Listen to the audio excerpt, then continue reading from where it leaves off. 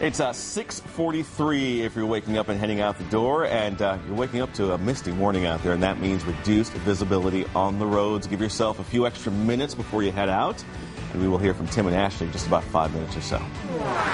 Well, anything we get this morning is nothing compared to what the people in the Northeast are dealing with. This is a live look from Seabright, New Jersey. That's about 50 miles south of New York City.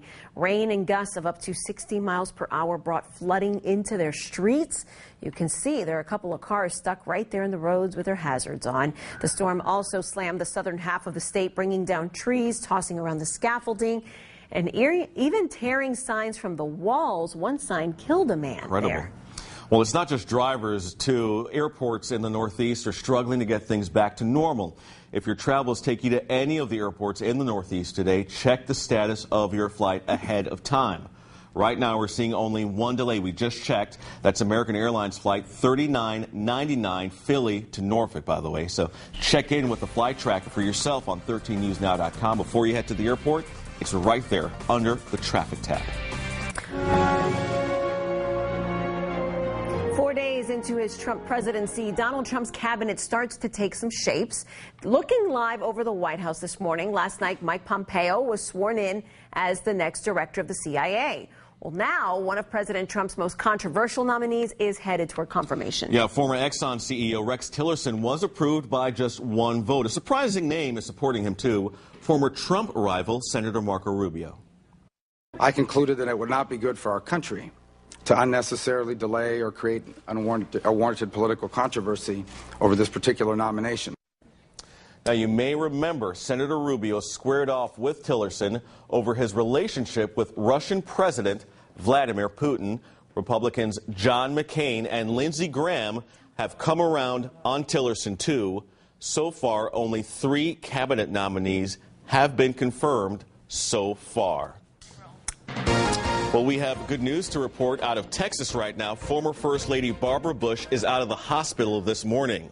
And her husband, George H.W. Bush, is out of intensive care. Well, Bush 41 will remain in the hospital to continue his recovery from pneumonia, but doctors say he could be back home as soon as Friday. Our oldest living president and his wife posed for the picture, thanking everyone for their thoughts and prayers that they've received.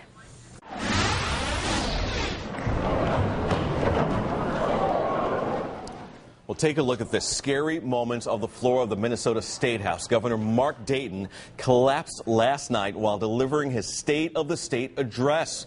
You see it there, everyone crowding around him. Several people rushed to help, and minutes later, Dayton managed to walk out on his own and even poke fun at himself.